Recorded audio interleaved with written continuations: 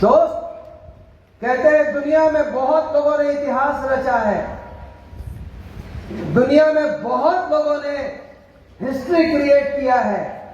कोई क्रिकेट के फील्ड में, कोई एक्टिंग के फील्ड में, कोई बिजनेस की दुनिया में, कोई विद्यार्थी बन करके बहुत लोगों ने इतिहास रचा है।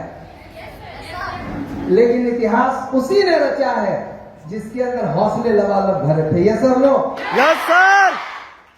माय डियर फ्रेंड्स, बिना हौसले के आप जैसे कितने लोग थे जिनको आमंत्रण मिला था आज के इस प्रोग्राम के लिए, लेकिन हौसले नहीं थे, वो हॉल में आ पाए क्या? लेकिन आप में वो हौसला था, वो जुनून था, आप में कुछ जानने की ललक थी, सीखने की एक भावना थी, और आप सभी लोग आज इस हॉल में उपस्थित हैं। एक बार फिर से मैं आप सभी लोगों को शुक्रिया अदा करना चाहता हूं, और मैं अगले 30 मिनट मैं अपने अनुभवों को आपके साथ कुछ साझा करना चाहता हूं। मैं अपने अनुभवों को आपके साथ बांटना चाहता हूं। मैं जानता हूं आपको कई लोग ऐसे हमारे मित्र हैं जो पहली बार इस तरह के प्रोग्राम को देखने के लिए आए हुए हैं। काफी हम लोगों के ऐसे साथी हैं जो पहली बार इस तरह के प्रोग्राम में आए हैं, और उनमें से कई लोगों को कुछ लोगों को बताया गया होगा बड़ा अच्छा प्रोग्राम होगा, बड़ा अच्छा माहौल होगा, गाना भी बजेगा, डीजे भी बजेगा, डांस भी होगा। कई लोगों को बताया होगा बहुत अच्छा करियर अपॉर्चुनिटी के बारे में जानने को मौका मिलेगा। कई लोगों को बताया होगा एक ऐसे सर आएंगे जो बहुत बड़ा काम कर चुके हैं, बहुत बड़ा नाम कर चुके हैं, बहुत पैसा कमा चुके हैं। आप में से अलग अलग लोगों को अलग अलग बातें बताई गई होगी। बट मेरे प्यारे भाई और प्यारी बहना, मैं आप सभी लोगों को बहुत क्रिस्टल क्लियर, एकदम साफ साफ शब्दों में मैं सारी चीजों को समझाना चाहता हूं, और मैं भरोसा दिलाता हूं आप सभी लोगों को कि जो मैं कहूंगा वो आपको पूरी तरह से चीजें समझ में आ जाएंगी। मैं बिल्कुल साधारण शब्दों में, आपके ही शब्दों में समझाऊंगा, क्योंकि आज जब आप वहां पर बैठे हुए हैं तो मुझे बीता हुआ 20 साल पहले वाला रणविजय नजर आ रहा है। मेरी घर की बहनें नजर आ रही है।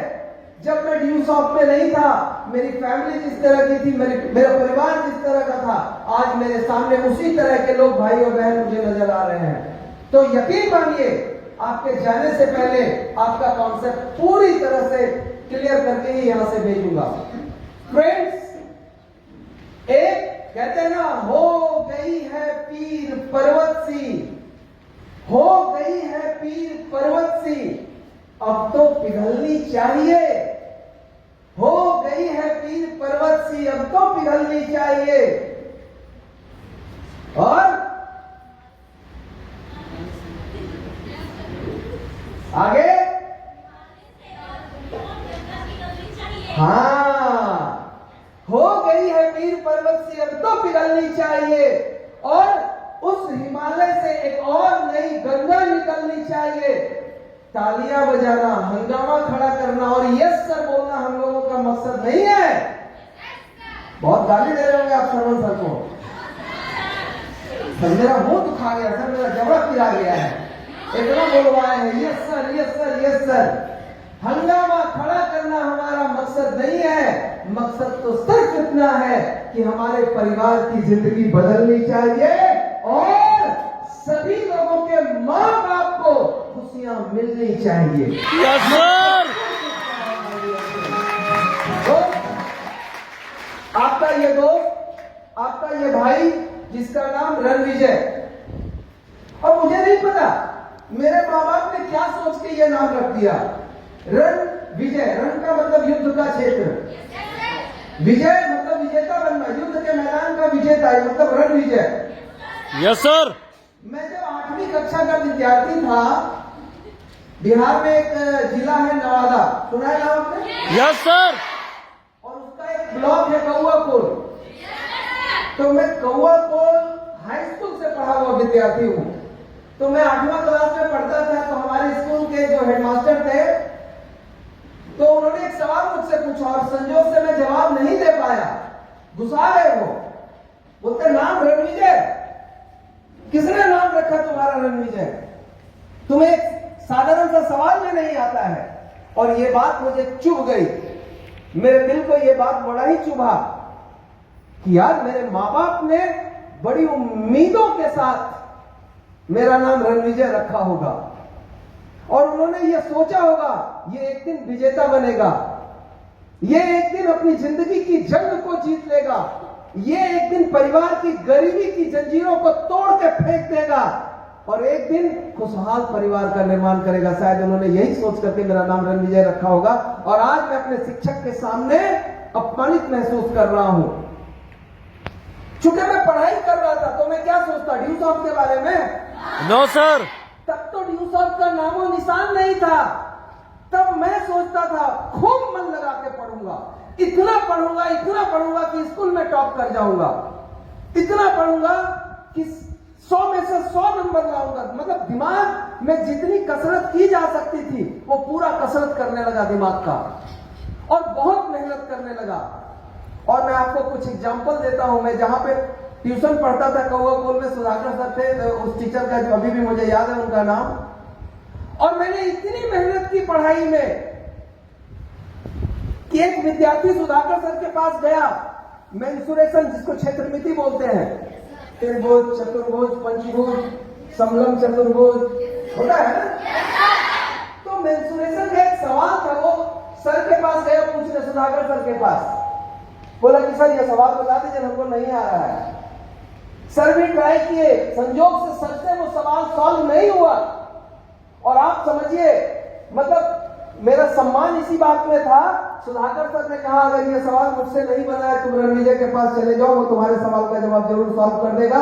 वो मेरे पास आया और मैंने उस प्रॉब्लम को सॉल्व कर दिया। माय डियर फ्रेंड्स, गरीब परिवार में भले ही मैं पैदा हुआ था, मेरी कहानी को बहुत लोग जानते होंगे निकी। आंटी जी पढ़ा। आज हमारी 2 माएं हमारे बीच आई हुई हैं और इनकी बच्चियों ने आज कमाल किया है। संजना कहां बैठी हो? और संध्या और चंदन, ये आज के हमारे सितारे हैं। न्यूली माइल होल्डर ये बने हैं। सबसे पहले मैं आप सभी लोगों को बहुत बहुत शुक्रिया, बहुत बहुत कॉन्ग्रेचुलेशन करना चाहता हूं। आप सभी को बधाई हो। ये आपकी जर्नी की शुरुआत है। कौन सा सीढ़ी? पहला ना? Yes sir. तो ये आपकी जर्नी की शुरुआत है। पहला सीढ़ी प्राप्त किया है, आपको इस तरह के सैकड़ों सीढ़ी पार करना है। एक दिन दुनिया आपको सलाम करेगी। मेरी तरफ से आपको बहुत बहुत शुक्रिया, बहुत धन्यवाद। दोस्त, मैं एक साधारण सा गरीब परिवार में जन्म हुआ था और तब मैंने ये नहीं सोचा था, भले ही मैं गरीबी में जन्म लिया था, लेकिन मैं एक जिद्दी इंसान था। जिद बहुत बड़ी ताकत होती है आदमी की। Yes sir. मैं 10वीं कक्षा सॉरी इंटरमीडिएट की एक कहानी बताता हूं। पहले भी बोला हूं, पता नहीं हजारीबाग में बोला हूं कि नहीं बोला हूं। मेरे पास साइकिल था और मैं ट्यूशन पढ़ने जाता था मैथ्स का। हमारे टीचर का नाम था राम बाबू सर। तो राम बाबू के यहां मैं मैथ पढ़ने जाता था। साइकिल थी मेरे पास। 30 जनवरी का महीना था और सुबह 6 बजे का टाइम था। सुबह सुबह क्लास रहता था और जहां मैं रहता था वहां से लगभग 5 किलोमीटर दूर था जहां पे ट्यूशन पढ़ने जाते थे। लेट हो रहा था और साइकिल को मैं भगा रहा था। रोड खाली था पूरा। ठंडी का मौसम, सुबह 6 बजे जनवरी में कौन रोड पर रहेगा, खाली था। एक स्कूटर पैरेलली मेरे साथ जा रहे थे, स्कूटर वाले। मेरे मन में एक जिद आ गई, क्या कि उनको पीछे छोड़ना है। Yes sir. स्कूटर वाले को पीछे छोड़ना है और मैंने फुल स्पीड में अपनी साइकिल को भगाया। आपको मैं बताऊं कि जो साइकिल था वो ये मॉडल था। ये मॉडल समझते हैं ना? Yes sir. ये मॉडल नहीं, मैं चाहता था ये मॉडल खरीदूं, पर पिताजी ने 300 रुपया में सेकेंड हैंड मॉडल और ये वाला मॉडल, उसको हम लोग बुढ़वा मॉडल कहते थे। Yes sir. तो बुढ़वा मॉडल खरीद के लाके दे दिए थे। क्यों? बाप बड़ा ना भैया, सबसे बड़ा रुपया। बात पैसे की ही होती है। अगर मेरे पिताजी के पास ढेर सारे पैसे होते तो ये वाला मॉडल मिल जाता, लेकिन नहीं था। ये वाला मॉडल मिला और सेकेंड हैंड वो भी। खैर व्हाटएवर जो भी हो, हालात जैसे भी हो, पर हौसले कम नहीं होने चाहिए। मैं जिद के साथ भाग रहा था कि मुझे स्कूटर वाले को पीछे करना, और मैंने पीछे कर दिया। लेकिन पीछे तो कर दिया, अगले चौक पर कुछ लोग चाय पी रहे थे और मैंने वहां जाकर उनको ठोक दिया काम थे। अब समझिए एक व्यक्ति जिनको मैं, अब सोचिए स्कूटर को मैं बिट करके मैं उधर आगे बढ़ा था और इतनी जोर से उनको चोट लगी कि उनका एक दांत ऑन स्पॉट टूट गया, ब्लड आने लगा। लेकिन मैं क्या बोलूं, इतने परमात्मा आदमी थे वो, एक बुद्ध गुस्सा नहीं किया उन्होंने, एक बुद्ध गुस्सा नहीं किया। उन्होंने देखा विद्यार्थी है, पढ़ने लिखने वाला छात्र है, वो बोले कि बेटा ध्यान से चलाना चाहिए, माता पिता ने तुम लोगों को पढ़ने के लिए भेजा है, तुम लोग आए हो बाहर से, ठीक है जाओ ध्यान से पढ़ाई करो अपना। और गुस्सा तक नहीं किया। और उस दिन उस व्यक्ति से मैंने यह सीखा कि जिंदगी में कितना भी बड़ा कठिन परिस्थिति क्यों ना हो, गुस्से में इंसान को कभी नहीं आना चाहिए। Yes sir. तो वो मेरी जिद थी, वो मेरी जिद थी जिसकी वजह से मैंने स्कूटी वाले को भी पीछे बिट कर दिया। और जब मेरे हेडमास्टर साहब ने मुझसे कहा था नाम रणविजय और काम इसका सीधा उल्टा, मैंने खूब मेहनत करना शुरू किया। और इतनी मेहनत की कि मेरे ट्यूशन वाले सर ने एक बच्चे से कहा अगर ये मैथ का सवाल का जवाब लेना है तो रणविजय के पास जाकर लो। और मैंने उस सवाल, मैंने इतनी मेहनत की कि मैं उसको बड़े आराम से सॉल्व कर लेता था। अब मैं आपको बताऊं, जहां तक मैंने जिद की बात की है कि वो साइकिल वाला, और यही चीजें ड्यू सॉफ्ट में मुझे बहुत ज्यादा फायदा दिलाया। मैं जब पढ़ाई करता था तो मेरे अंदर जिद थी कि किसी भी कीमत पर मुझे नौकरी हासिल करनी है, मुझे नौकरी प्राप्त करना है। आईआईटी की तैयारी करता था। तो चूंकि बचपन से हिंदी मीडियम स्कूल का गांव में, आपको बताऊं मैं चौथी कक्षा तक स्कूल ही नहीं गया। हमारे गांव में गुरुजी रहते थे शंकर लाल, तो हमारे घर के सामने एक खलिहान था। खलिहान समझते हैं ना? Yes sir. तो वही खलिहान में गांव भर के बच्चों को पढ़ाते थे। तो हम घर से बोरा लेके जाते थे, उसी खलिहान में बैठ करके पढ़ते थे। ज्यादा गर्मी हो गई तो छुट्टी, बरसात हो गई तो छुट्टी। तो चौथी कक्षा तक उसी खलिहान से पढ़ा था। और उसके बाद पिताजी ने पढ़ाई के लिए मुझे जमुई भेजा था। फिर आगे की पढ़ाई जमुई से, फिर 8वीं कक्षा, 9वीं और 10वीं, ये 3 कक्षा की पढ़ाई कौवतोल से। और फिर जब मैट्रिक पास कर गया तो पिताजी ने पटना पढ़ने के लिए भेजा कि बेटा जाओ तुझे इंजीनियर बनना है। वो कहते थे कि मैं इंजीनियर बनना चाहता था, पर तुम्हारे दादाजी ने मुझे पढ़ने से मना कर दिया। मेरे पिताजी 7वीं तक पढ़े थे, लेकिन वो इंजीनियर बनना चाहता था, नहीं बन पाए तो वो चाहते थे कि मैं बनूं। वो बोलते थे अगर कंपटीशन नहीं निकला तो तुझे डोनेशन से भेजेंगे। पर मैं बोलता था कि अगर मैं इंजीनियरिंग का एग्जाम नहीं निकाल पाया, इसका मतलब मुझ में इंजीनियर बनने की काबिलियत नहीं है और मैं इंजीनियर नहीं बनना चाहूंगा। और मैं जब आईआईटी का एग्जाम दिया तो मुश्किल से 5%, 100 में 5 नंबर का क्वेश्चन सॉल्व किया। मुझे समझ में आ गया कितनी भी तैयारी कर लूं नहीं होगा। अगले साल बीआईटी का एग्जाम दिया। अब पहले बिहार झारखंड एक ही हुआ करता था, बिहार इंजीनियरिंग कॉलेज, ये बिहार इंस्टीट्यूट ऑफ टेक्नोलॉजी। वो एग्जाम दिया, वो भी नहीं हुआ, छोड़ दिया, जनरल कंपटीशन में आ गया, रेलवे बैंकिंग एसएससी। और पहले ही बार में रेलवे का एग्जाम दिया, असिस्टेंट स्टेशन मास्टर एएसएम का एग्जाम होता है। रेलवे भर्ती बोर्ड पटना, रेलवे भर्ती बोर्ड मुजफ्फरपुर और रेलवे भर्ती बोर्ड जम्मू, और तीनों का रिटन एग्जामिनेशन निकाल लिया। लिखित परीक्षा और उसके बाद साइकोलॉजिकल टेस्ट। लिखित तीनों निकल गया, साइकोलॉजिकल टेस्ट में मैं फिर फेल कर गया। तीनों में से कोई मेरा एग्जाम फाइनल नहीं हुआ। उसके बाद SSC graduation level officer grade, CGL जिसको बोलते हैं ना हम लोग, पीटी लिखा पास कर गया, मेंस लिखा पास कर गया, इंटरव्यू में जाके फेल कर गया। और इसी दौरान ड्यू सॉफ्ट का किसी मेरे मित्र ने मुझे प्लान दिखा दिया। मेरे रूम पार्टनर थे अशोक जी, दिल्ली गए थे वो एग्जाम देने के लिए कंपनी सेक्रेटरी का। और वापस लौटे तो ड्यू सॉफ्ट लेकर के आए थे। उन्होंने ड्यू सॉफ्ट का प्लान बताया। मेरी पढ़ाई बहुत अच्छी जा रही थी। मुझे लगा मैं 2 साल और तैयारी कर लूं तो रेलवे, बैंकिंग, एसएससी कोई ना कोई एग्जाम तो फाइनली होगा, ऐसा मुझे लगता था। हालांकि कंपटीशन बहुत ज्यादा था। उन्होंने ड्यू सॉफ्ट का ऐसा प्लान दिखाया कि भूल गया सब कुछ, याद नहीं अब कुछ, पढ़ाई लिखाई सब भूल गया। यस और सर। डूब गया ड्यू सॉफ्ट में। लोग पूछते हैं क्या दिखा था तुझे, क्या देख लिया था कि तुमने एक झटके में 10 साल से नौकरी, 7 सालों से मैं पटना में रहकर नौकरी की तैयारी कर रहा था। 7 साल से नौकरी की तैयारी करने वाला विद्यार्थी अचानक से भूल भाग के और ड्यू सॉफ्ट में ज्वाइन कर जाता है। लेकिन मैं आपको बताऊं, जब मैंने ड्यू सॉफ्ट की शुरुआत की थी तो मैंने क्या देखा था।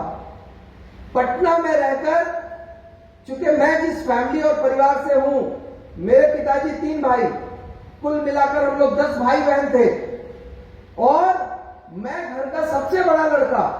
और मैं आपको बताऊं, मेरे परिवार में मैं पहला लड़का था जिसने मैट्रिक की परीक्षा पास की थी।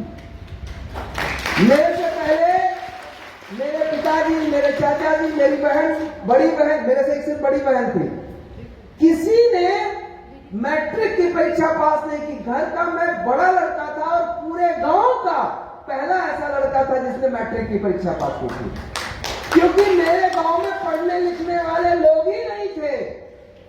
सारे लोग खेती किसानी करते थे। लोगों के हर घर के सामने एक गाय, 2 भैंस ये नजर आ जाता। किसी के पास 1 कट्ठा जमीन, किसी के पास 2 कट्ठा जमीन, किसी तरह से खेती बाड़ी गाय गोरू करके अपना परिवार का भरण पोषण करते थे। तो पढ़ाई लिखाई का कोई माहौल नहीं था हमारे गांव में। मैं जब पहली बार मैट्रिक पास किया तो पूरे गांव वाले खुश थे कि ये लड़का कुछ करेगा, ये लड़का कुछ अच्छा करेगा। फिर रेलवे का जब परीक्षा पास किया, एसएससी का जब परीक्षा पास किया, तो घर वाले और गांव वाले का हौसला और मजबूत हुआ। ये लड़का, मैं बोलता था कुछ करेगा, अच्छा करेगा, बड़ा करेगा।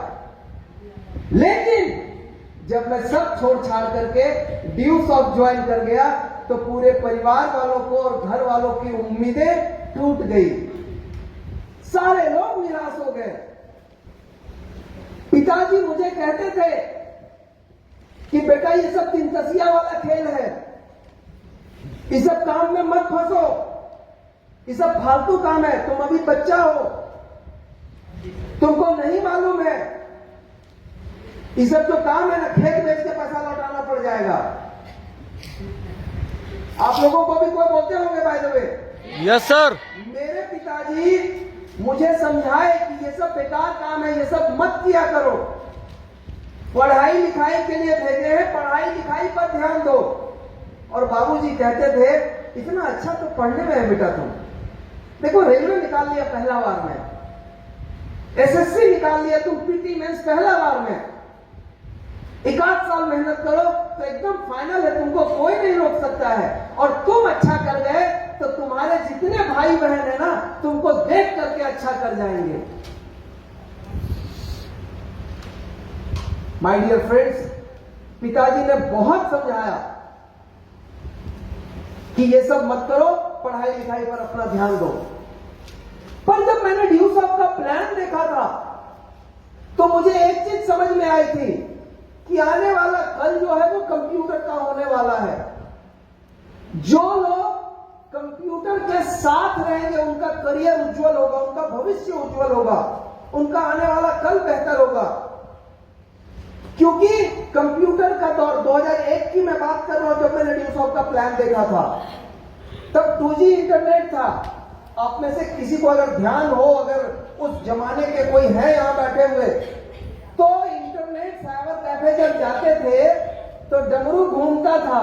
Yes sir. डमरू घूमिंग घूमिंग घूमिंग एंड घूमिंग, और 1 घंटा में ड्यू सॉफ्ट का खाली होम पेज खुलता था। अगर किसी गेस्ट को साइबर कैफे में ले जाके 10 मिनट, 20 मिनट, 1 घंटा में अगर होम पेज में ड्यू सॉफ्ट का दिख जाता था तो हाथों हाथ वो पैसा दे देते थे। सर मुझे भरोसा हो गया, पैसा ले लीजिए, एकदम सही कंपनी है। आज 4G का जमाना है, 5G का जमाना है। आज 1 घंटे में हम लोग अंग्रेजी का 10-20 को चैप्टर खत्म कर देते हैं यस सर। व्यूसॉफ्ट में, ये तो नो। Yes sir.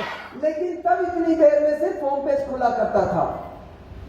मैंने जब व्यूसॉफ्ट का प्लान दिखाया, मेरे जो सीनियर अशोक जी के बारे में मैंने बताया, जब उन्होंने मुझे दिखाया तो यकीनन एक बेचैनी आ गई, दिमाग में दीवानगी सी आ गई और लगा कि मतलब व्यूसॉफ्ट जिंदगी बदलने वाला सिस्टम है। जब उन्होंने लास्ट में प्लान दिखाया ना, 1 साल में 52 लाख, तो मैंने सोचा कि यार इस तरह की कमाई नौकरी करके जिंदगी में शायद हासिल नहीं की जा सकती है कि जहां साल भर में मैं 52 लाख कमा पाऊंगा, क्योंकि 52 लाख कमाने के लिए कम से कम 4.5 लाख रुपए महीना कमाना पड़ेगा। और मैं जिस नौकरी की तैयारी करता था वो 10,000 से लेकर 20,000 की मात्र नौकरी होती थी। अगर मैं रेलवे भी ज्वाइन कर जाता तो 20,000 की सैलरी मिलती 2001 में। अगर एयरफोर्स का भी मेरा एग्जाम निकल जाता तो 12,000 का सैलरी तब हुआ करता था। अगर मैं बैंक में भी चला जाता तो 20,000 की सैलरी थी। लेकिन अशोक जी ने दिखाया 1 साल में 52 लाख, 4.5 लाख रुपए महीना। पता नहीं, यही सब चीजें देखी और सब कुछ भुला करके व्यूसॉफ्ट मेरे दिमाग पे छा गया और लगा यार यही करना है। एक चीज दिमाग में आया कि आने वाला कल कंप्यूटर का होने वाला है, आने वाला दौर ऑनलाइन का होने वाला है, और आज अगर मैं शुरू करता हूं तो आने वाले कल में मेरा करियर, मेरा भविष्य काफी बेहतर होगा। लेकिन सवाल 10,500 रुपए का था। ज्वाइन करने के लिए 10,500 रुपए की जरूरत थी। मैं एक विद्यार्थी था और पट्टा में रहने के बदले मुझे मात्र 1,200 रुपए मिलते थे।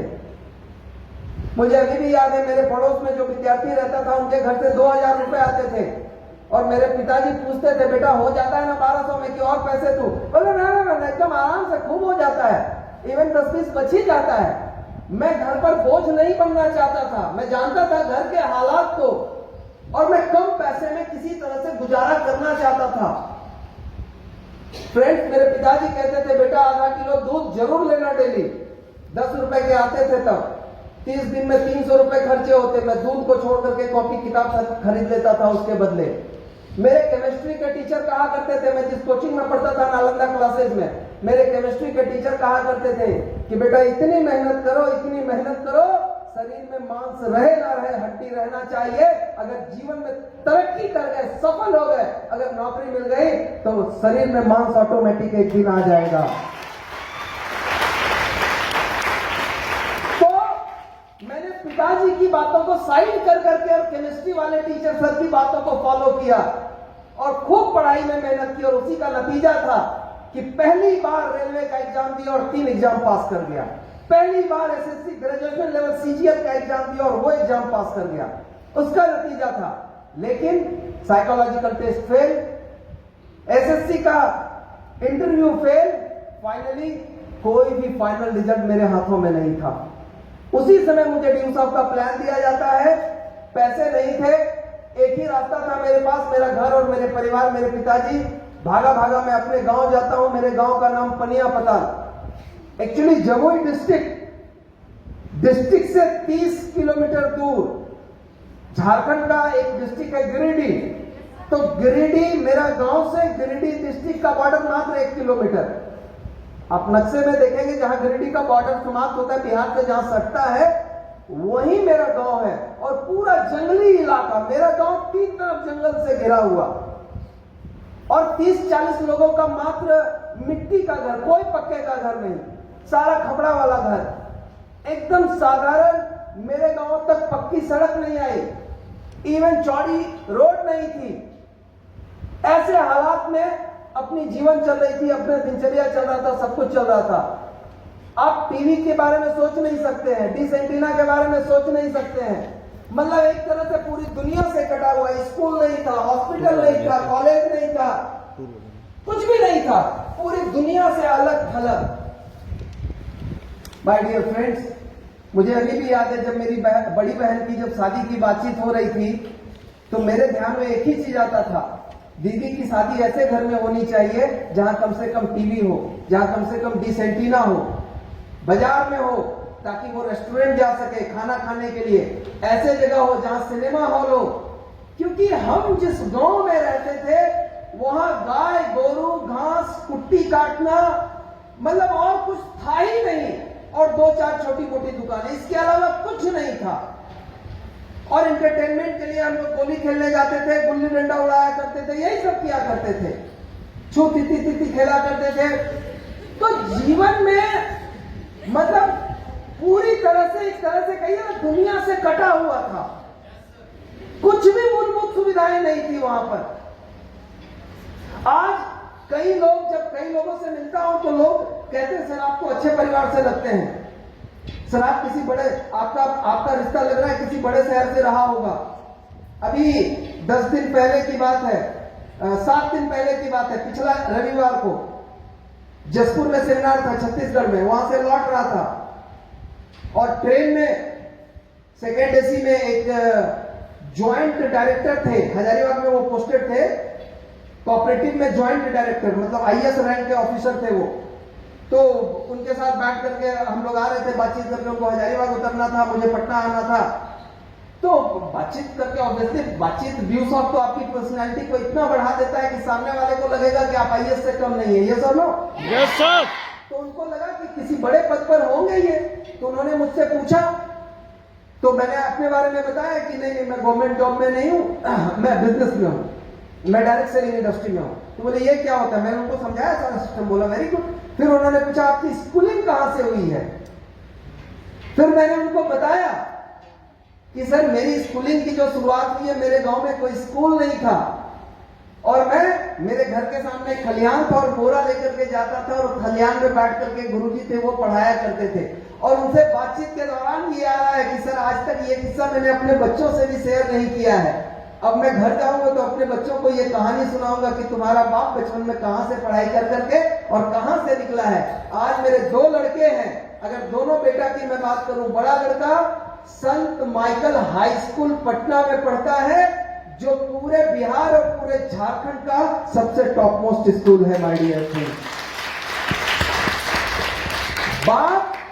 बाप भले ही बोरा वाला स्कूल में पढ़ा हो, पर बेटा बिहार का सबसे नंबर 1 स्कूल में पढ़ रहा है। अगर इसका क्रेडिट किसी को जाता है तो सिर्फ और सिर्फ ड्यूसॉफ्ट को जाता है माय डियर फ्रेंड्स। मैं खुले और कहना चाहता हूं, मेरा दूसरा लड़का जो कि 8वीं कक्षा में पढ़ता है, वो लोयला हाई स्कूल में पढ़ता है पटना में, और माइकल के पास जो सेकंड बेस्ट स्कूल है वो लोयला का ही नाम आता है। सो माय डियर फ्रेंड्स, मेरी जर्नी चाहे जैसी भी रही हो, ड्यूसॉफ्ट आपकी जिंदगी की शुरुआत चाहे कैसे भी परिवार से क्यों ना हुई हो। मुझे अभी भी याद है बचपन में जिस घर में रहता था तो खपड़ा वाला घर था, और खपड़ा वाला घर में पानी छूना कॉमन बात है, कोई नई बात है क्या? No sir. कॉमन बात है। तो टिप टिप बरसा पानी अक्सर हुआ करता था, ये कॉमन सी बात है। और मतलब आज की अगर मैं बात करूं तो पटना में अपने पास अपना घर है, दिल्ली में अपने पास घर है, हैदराबाद में अपने पास अपना घर है। मतलब आज जब सोचता हूं 20 साल पहले जाकर के और आज के हालात को, तो नजर एक ही चीज आता है, सिंपल सा चीज नजर आता है कि यार पढ़ाई लिखाई चाहे मैं कितनी भी कर लेता, आज जिस मुकाम पे ड्यूसॉफ्ट ने हमें पहुंचाया है, पढ़ लिख करके मैं उस मुकाम पे कभी नहीं पहुंच पाता। ये मैं खुद से महसूस करता हूं। मेरे गार्जियन कहा करते थे बेटा ये 3 का खेल है, ये सब काम मत करो। कब कहते थे? जब मैंने पैसा मांगने के लिए पिताजी के पास गया था, 10,500 का सवाल था, पैसे नहीं थे मेरे पास, कहां से आता? 1200 रुपए महीने मिलते थे, अगर 1 साल तक पैसे जमा करता तो 10,500 रुपए जमा हो पाता, और साल भर मैं हवा पी के रहता तो शायद कर पाता ऐसा। पैसे नहीं थे, भागा गांव, पिताजी के पास गया, ड्यूसॉफ्ट बताने का प्रयास किया, तो उन्होंने कहा ये सब नहीं चलता है। उन्होंने 2-4 वो कंपनी का नाम बता दिया, जेवीजी, हेलियस, ये सब सहारा जैसी कंपनियां हुआ करती थी जो बंद हो गई थी। तो वो बोलते थे कि ये सब कंपनी नहीं चलता है, ये देखो तुम अभी बच्चे हो, तुमने दुनिया नहीं देखी है। क्योंकि तब इंटरमीडिएट में मैं पढ़ा करता था, और इंटरमीडिएट मतलब कितना, 16 साल 17 साल का उम्र का लड़का, तो उन्होंने कहा दुनिया नहीं देखी है बच्चे तूने अभी, पढ़ाई पर ध्यान दो, इन सब चीजों पर ध्यान मत दो, ये सब बेकार की चीजें हैं। बट फ्रेंड्स, मुझे यही लगता था कि कंप्यूटर का आने वाला कल, आने वाला भविष्य बहुत ही उज्जवल है और इसमें बड़ा भविष्य है, बड़ा करियर है। नौकरी में कंपटीशन बहुत है और यहां अगर मैं कर गया तो शायद मैं बहुत तेजी से आगे निकल जाऊंगा। पिताजी को समझाने का प्रयास किया, नहीं समझे, बहुत तीखी बहस हुई। बहुत बहस होने के बाद उन्होंने एक सवाल मुझसे पूछा कि बेटा एक सवाल का जवाब दे दो कि अगर ये 10,500 डूब गया तो, और मां सरस्वती की कृपा उस समय मेरे ऊपर सवार हो गई और मैं भी तबाक से जवाब दिया। उन्होंने कहा 10,500 डूब गया तो, मैंने कहा 52 लाख आ गया तो। मैंने बोला पिताजी 10,500 डूब जाए तो ना आपको हार्ट अटैक आएगा ना मुझे हार्ट अटैक आएगा, लेकिन अगर 52 लाख डूब गया तो आपका तो नहीं पता, लेकिन मुझे जरूर हार्ट अटैक आ जाएगा क्योंकि 52 लाख का सहन मैं बर्दाश्त नहीं कर सकता हूं। पिताजी ने कहा बेटा सुख सुख बोलो, सुख सुख बोलो, तुमसे बढ़कर मेरे लिए 10,500 नहीं है, मैं तुम्हें 10,500 देने के लिए तैयार हूं। मैं खुश हो गया कि वाह मेरी जीत हुई, मैंने पिताजी को हरा दिया, अब मैं ड्यूसॉफ्ट ज्वाइन कर पाऊंगा। मेरी प्यारी बहनों और मेरे प्यारे भाई, हमारे माता पिता जब हमें समझाते हैं ना कि ये सब बेकार काम है, ये सब तिनतसिया वाला काम है, तो हम लोग गुस्सा जाते हैं। आपको समझ में आता है, पढ़े लिखे आप हैं, बुड़बक टाइप का बात कर रहे हैं, जानते हैं क्या होता है ड्यूसॉफ्ट। कृपया हम ऐसा बात ना करें अपने गार्जियन से। हमारे गार्जियन हमारे दुश्मन नहीं है, वो हमारे हितैषी है, वो मेरा भला चाहते हैं। वो नहीं, एक्चुअली हकीकत यही है कि उन्हें इस बात का ज्ञान नहीं है, उन्हें नॉलेज नहीं है। उन्होंने आंखों के सामने सैकड़ों कंपनियों को बंद होते हुए देखा है, ये सब नो। Yes sir. और उन्हें लगता है कि उनके बच्चे, उनकी बच्चियां किसी गलत कंपनी में फंस ना जाए, राइट? Yes sir. और इसीलिए वो हमें समझाते हैं, वो हमें बताना चाहते हैं। मैं आपको कहना चाहता हूं कि हमारे गार्जियन हमारे दुश्मन नहीं है, बल्कि वो हमारे सच्चे हितैषी है, सच्चे मित्र हैं। हम उन्हें प्यार से समझाएं और यकीन मानिए, आप में माता पिता का ही खून है ना।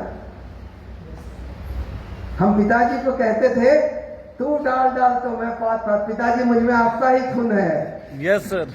पिताजी मुझे कहते थे अबे नालायक कि तुम समझते काहे नहीं है, हम कह रहे हैं फालतू कंपनी है। तो हम पिताजी को कहते थे पिताजी ये बाकी कंपनी का टाइप नहीं है, ये अलग कंपनी, ये पढ़ाई लिखाई वाला कंपनी है, ये कंप्यूटर पढ़ाती है, ये अंग्रेजी पढ़ाती है, ये लोगों को अमीर बनाती है, ये एरू गैरू कंपनी नहीं है। पिताजी हमें समझाने की कोशिश कर रहे थे, हम पिताजी को समझाने की कोशिश कर रहे थे। अंत में थक हार कर वो बोलते थे अबे तू समझता क्यों नहीं है, बुढ़वा जैसा बात कर रहा है। तो मैंने कहा कि पिताजी मुझ में आपका ही खून है, जब आप मुझे इतना समझा रहे तो मैं भी आपको इतना ही समझा रहा हूं। मैं ये बोला करता था। मैं आपको क्या कहना चाहता हूं, मां पिताजी के भरोसा को जीते। उन्हें हकीकत में ये नहीं पता है कि ड्यूसॉफ्ट कितना शानदार सिस्टम है। तरीका क्या बनता है उनको बताने का, या तो इस तरह के प्रोग्राम में उनको लेकर के आ जाए, ये तो नो, या किसी सर का समय लेकर के उनसे मिलवा दें, किसी सर लोगों का समय लेकर के उनसे मिलवा दें तो उनको भरोसा हो जाएगा, या इस तरह के प्रोग्राम में लेकर के आप लेकर के आ जाए तो उनको भरोसा हो जाए। एक मेरा विद्यार्थी था ड्यूसॉफ्ट में, नसें काट लिया, बोला पैसा नहीं दीजिएगा, बोला नहीं देंगे, नहीं दीजिएगा, नहीं देंगे, क्या कर लेगा, ठीक है दिखाते हैं, नसें काट लिया, हॉस्पिटलाइज हो गया। इस तरह की गलती, मेरा अनुरोध होगा इस तरह की गलती ना करें। माय डियर फ्रेंड्स, यकीनन 25 साल पूरे कर चुकी है ड्यूसॉफ्ट और आगे 2500 साल भी पूरे करेगी, ऐसा मेरा भरोसा कहता है, मेरा भरोसा कहता है। और मैं क्यों इतना कॉन्फिडेंट हूं, मैं इतना क्यों कॉन्फिडेंट हूं, क्योंकि ये एक विद्यालय है, ये एक स्कूल है, ये शिक्षा का मंदिर है। और दोस्त, स्कूल कभी बंद नहीं हुआ करते, कॉलेज कभी बंद हुआ नहीं करते, और ये शिक्षा का मंदिर है। अंतर सिर्फ इतना है कि ये ऑनलाइन स्कूल है। यस और no? Yes sir. My dear friends, मैं आपको बड़े शानदार चीजों से समझाता हूं। मैंने जब यूसुफ को पहली बार देखा था तो अंग्रेजी का जो स्पोकन इंग्लिश है उसने मुझे आकर्षित किया था। मैं भी अंग्रेजी सीखना चाहता था। Hello friends, how are you? This is Ranveer Jain, welcome to all of you behalf of planet Yusuf. तो मैं भी इस तरह की अंग्रेजी में बातें करना चाहता था। मैं भी फर्राटेदार अंग्रेजी बोलना चाहता था, और मुझे दिखा कि ड्यूसॉफ्ट में मैं अंग्रेजी सीख सकता हूं। पहला, ड्यूसॉफ्ट ज्वाइन करने के पीछे का कारण। दूसरा, 2001 की बात बता रहा हूं, बेसिक कंप्यूटर सीखने के लिए 10,000 का खर्चा लगता था, और ड्यूसॉफ्ट में बेसिक के साथ साथ प्रोफेशनल पूरी इंजीनियरिंग तक का कोर्स सिर्फ 10,500 में। तो मैंने सोचा 10,000 में बेसिक कंप्यूटर क्यों सीखूं, क्यों ना मैं पूरा का पूरा कंप्यूटर 10,500 में सीख लूं। और मैंने ये सोच करके मैंने अंग्रेजी देखी, मैंने कंप्यूटर देखा, और ये देख करके, ये दो एजुकेशन को देख करके मैंने ड्यूसॉफ्ट को ज्वाइन किया था। आज अगर मैं आपसे बात करूं तो 200 से ज्यादा कोर्स ड्यूसॉफ्ट दे रही है। मैंने अभी अपने बेटे के बारे में बात किया ना, संत माइकल हाई स्कूल का विद्यार्थी है, और वो हर साल ऑलमोस्ट अपने स्कूल का टॉपर रहता है वो, और उसमें ड्यूसॉफ्ट का बहुत बड़ा रोल है। ड्यूसॉफ्ट में आपने अगर खोला हो कंप्यूटर वाला सेक्शन, जितनी कोर्स कंप्यूटर की दी गई है, मेरा बड़ा लड़का पूरा का पूरा पढ़ाई कंप्लीट कर चुका है, पूरा का पूरा पढ़ाई। एक दिन मैंने अपने बेटा से पूछा कि बेटा, जो तुम पढ़ाई कंप्लीट की हो ड्यूसॉफ्ट से, जैसे C plus plus, C hash, Java, SP, Bluetooth, Cold Fusion, app development program, कोई भी एप्लीकेशन कैसे बनाते हैं, वेबसाइट बिल्डिंग प्रोग्राम, कोई वेबसाइट कैसे बनाते हैं, सब सीख चुका है वो। ऐप भी बना लेता है वो, वेबसाइट भी बना लेता है वो, और सारी पढ़ाई उन्होंने ड्यूसॉफ्ट से की है। मैंने उससे पूछा कि बेटा, अगर यही पढ़ाई किसी कोचिंग इंस्टीट्यूट में जाकर पढ़ना पड़ता तो कितना खर्चा लगता? बोला, पापा 1 दिन का टाइम दीजिए। गूगल पे बैठ के एक कोर्स का नाम निकाला, रेट निकाला, अगला दिन मुझे जवाब दिया 7.5 लाख रुपए। बोला, अगर मैं मार्केट से ये सारी पढ़ाई करता तो 7.5 लाख रुपए मुझे भरने पड़ते। लेकिन फ्रेंड्स, मैंने सिर्फ एक बार 10,500 रुपए भरा, जिसके एवज में मैंने अंग्रेजी सीखी, मैंने कंप्यूटर सीखा, और मेरी जब शादी हुई, मेरी पत्नी जब आई, उन्होंने भी अंग्रेजी सीखी। बड़ा लड़का पूरा कंप्यूटर का कोर्स किया है, छोटा बेटा जो लोयला में पढ़ता है उसको जीके जीएस से बहुत लगाव है। और आपका जो सेक्शन है टेस्टिंग सेंटर, नाम सुना है? Yes sir. लगभग 40,000 से 50,000 क्वेश्चन आंसर होंगे। मेरा छोटा लड़का हर दिन 1 से 20 क्वेश्चन डेली पढ़ाई करता है, और वो बोलता है, पापा ये सवाल मैंने पढ़ लिया, आप पूछिए मुझसे। वो अपना किताब कोर्स का भी पढ़ेगा ना, पापा पूछिए ना मुझसे, पापा पूछिए ना मुझसे। उसको ये पूछवाने में बड़ा अच्छा लगता है। तो हर दिन ड्यूसॉफ्ट का एक सेट कंप्लीट करेगा, और पूछिए इसका फायदा क्या हुआ टेस्टिंग सेंटर का, मैं बताता हूं। जब लोयला हाई स्कूल में क्विज कंपटीशन हुआ है, QUIZ क्विज, तब 99% केस में मेरा बेटा छोटा लड़का अर्चित ही टॉपर हुआ है, और वो अवार्ड लेकर के आया है। ये फायदा है, ये बेनिफिट्स है। मैं आपसे पूछता हूं निक्की, व्हाट्सएप पर कौन पढ़ाता है आज के डेट में?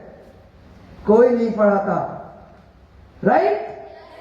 लेकिन आप सुबह सुबह नींद से जागते हैं और व्हाट्सएप खोलते हैं, और आपके पास 3 एजुकेशन का, आपके पास 3 गो व्हाट्सएप पहुंच जाता है। यस और नो?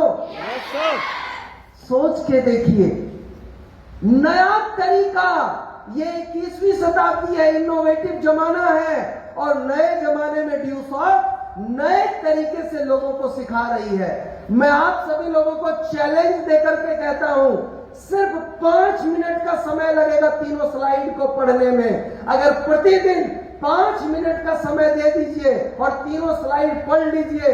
आपसे साल भर के बाद मिलूंगा। आप जिस भी गांव में रहते हैं, सबसे ज्ञानी व्यक्ति में अगर आपका नाम नहीं आया तो मोछ मुड़ा लूंगा।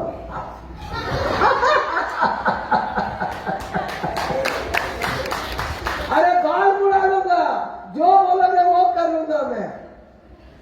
आप सोच के देखो, सिर्फ 1 साल की मैं बात कर रहा हूं। मन के हारे हार है, मन के जीते जीत। अगर कुछ कर गुजरने का हौसला हो ना, तो दुनिया आपका रास्ता नहीं रोक सकती है।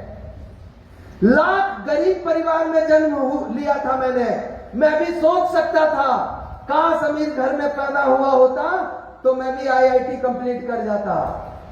काश मैं भी सोचा करता था कि काश मैं अमीर घर में पैदा होता, अंग्रेजी मीडियम स्कूल में पढ़ता तो मैं भी मेडिकल का कंपटीशन नीट निकाल लेता।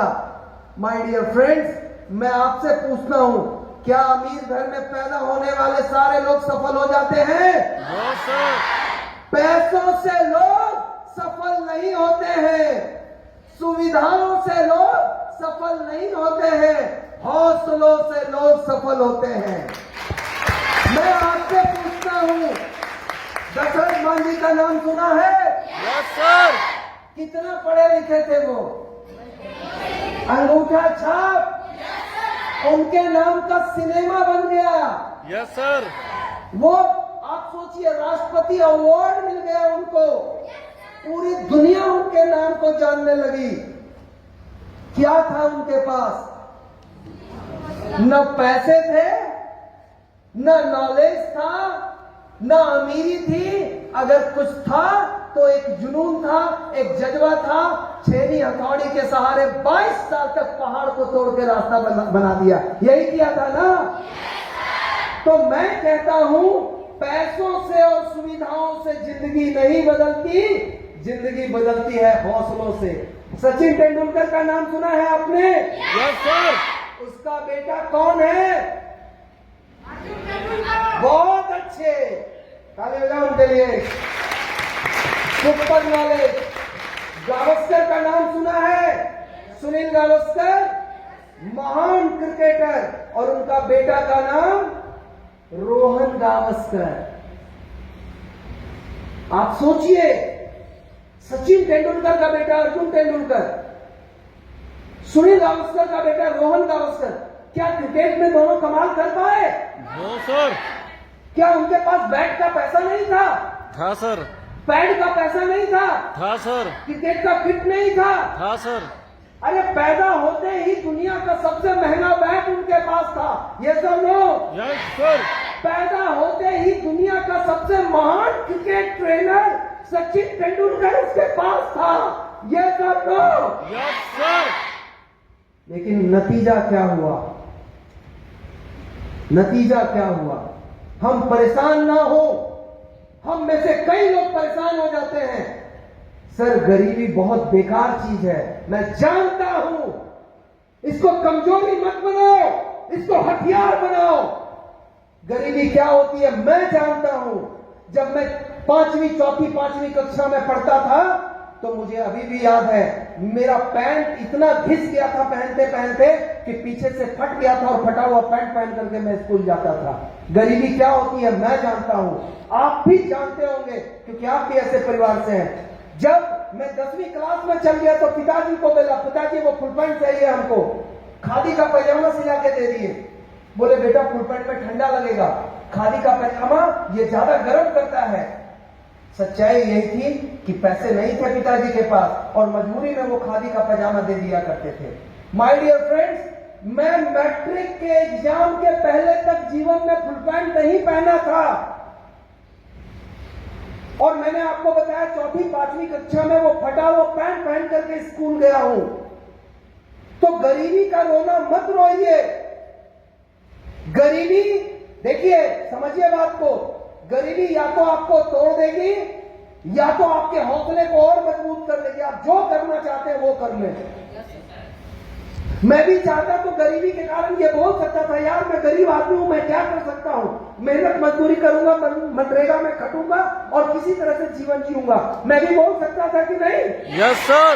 लेकिन मैंने हार नहीं मानी और मैंने सोचा मैं लड़ूंगा। और क्यों सोचा बताऊं? मैंने अपनी मां बाप का चेहरा देखा। दुनिया में हमारे लिए सबसे इंपॉर्टेंट अगर कोई है, मेरे लिए कोई भगवान है, तो वो है मेरे माता पिता।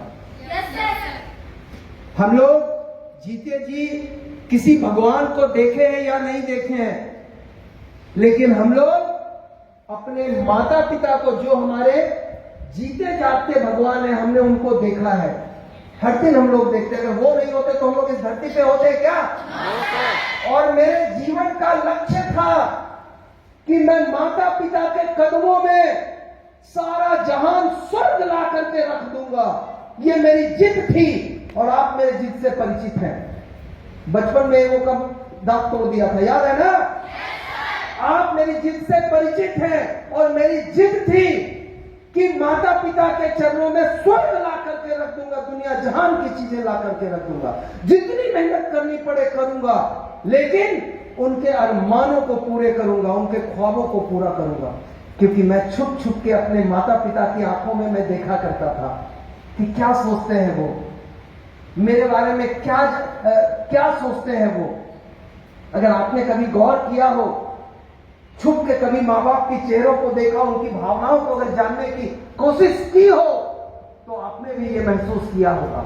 और अगर नहीं महसूस किया अभी तक, तो मैं आपसे अनुरोध करता हूं कि एक बार अपने माता पिता की छुपी हुई भावनाओं को पढ़ने की कोशिश करना। अगर आपके बगल में नरेंद्र मोदी खड़ा हो जाए ना, और एक तरफ आप, हर बार आपके नेता आप ही को चुनेंगे, you are the best, you are the best, you are the best, you are the best, मेरा प्यारा राज दुलारा, अगर सबसे महान कोई है तो मेरा बेटा है। चल हट नरेंद्र मोदी, ये सब लो। Yes sir. मैं लड़कियों से कहना चाहता हूं, आपके बगल में अगर ऐश्वर्या राय, आलिया भट्ट, कियारा आडवाणी, किसी को खड़ा कर दिया जाए, लेकिन आपके माँ बाप हर बार आपके ही हाथ को चूमेंगे, आपके ही दामन को थामेंगे और वो ये कहेंगे कि यही राज दुलारी है, यही सबसे प्यारी है। माय डियर फ्रेंड्स, पढ़ना चाहे तो पढ़ो अपने माँ बाप की आंखों में। वो हमें उड़ते हुए आसमान में देखना चाहते हैं, वो हमें सातवें आसमान पर देखना चाहते हैं। उनको सबसे ज्यादा खुशी तब मिलती है जब हम लोग अच्छा करते हैं। यस और no? Yes sir. My dear friends, मैं आप सभी लोगों से यही दरख्वास्त करता हूं कि जीवन में कभी हार नहीं मानने का है, जीवन में कभी गिव अप करने का नहीं है।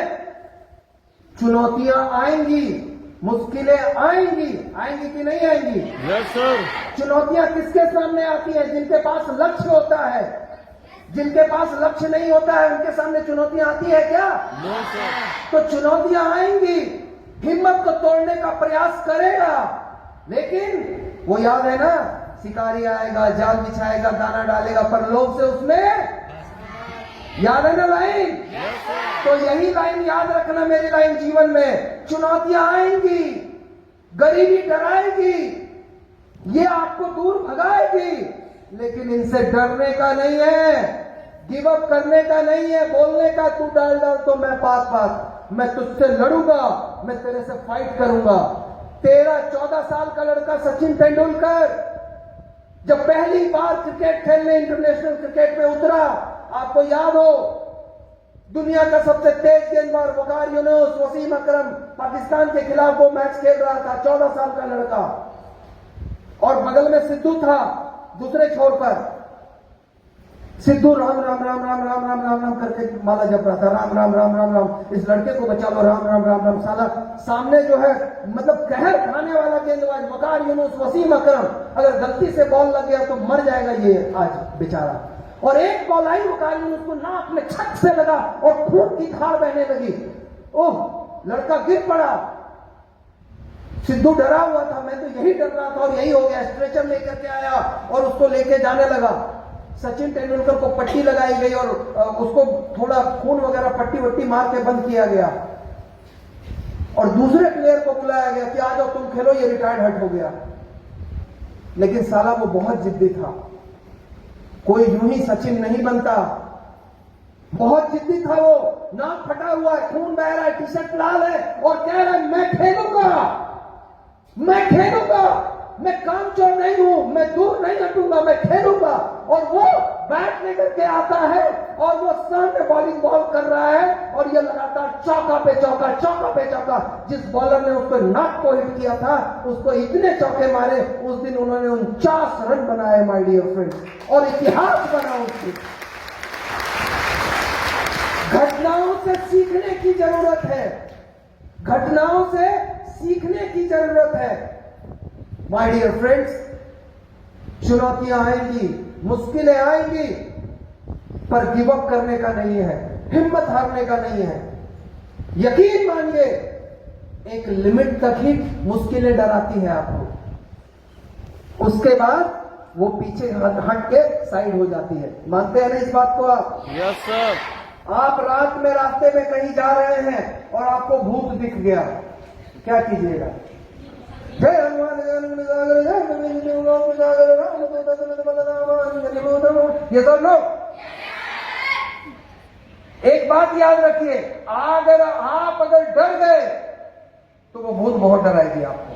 Yes sir. अगर आप डर गए तो बहुत डराएगी, लेकिन यकीन मानिए एक बार अगर आप हिम्मत कर गए तो यकीन थोड़े देर के बाद आप पाएंगे कि वो अपना रास्ता चेंज कर लिया और आपका रास्ता साफ है और आप आराम से आगे जा सकते हैं।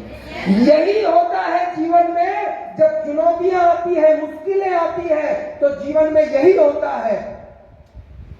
मुश्किलें आएंगी, चुनौतियां आएंगी, डर आएगा, डराएगा, लेकिन अगर मुश्किल के दौर में खड़े रह गए ना तो फिर इस दुनिया में सिर्फ आपकी जय जयकार होगी, सिर्फ आपकी जय जयकार होगी, ये यकीन मानिए। चाहे अमीर हो या गरीब, पैदा सारे लोग एक जैसे होते हैं।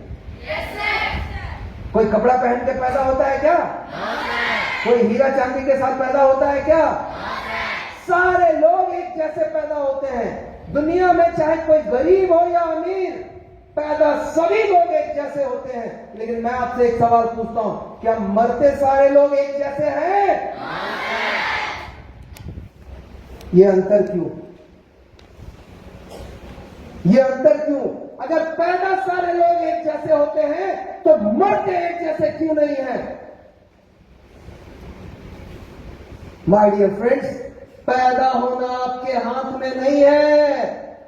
ये सब लोग, पैदा होना आपके हाथ में नहीं है, लेकिन मरने से पहले आप क्या बन के मरना चाहते हैं ये आपके हाथ में है। Yes sir. ये आपके हाथ में है। ये डिसीजन लेना आपका हक है, आपका फर्ज है कि आप मरने से पहले किस हालात में मरना चाहते हैं। वो कहते हैं ना, चल ए नजीर कुछ इस तरह, चल ए नजीर कुछ इस तरह, जब तू चले तो तेरी कारवां चले। कारवां मतलब पूरी भीड़, ये सुनो। चल ए नजीर कुछ इस तरह, जब तू चले तो तेरी कारवां चले, और जब तू ना चल सके तो तेरी दास्तां चले, तेरी दास्तां चले, तेरी दास्तां चले।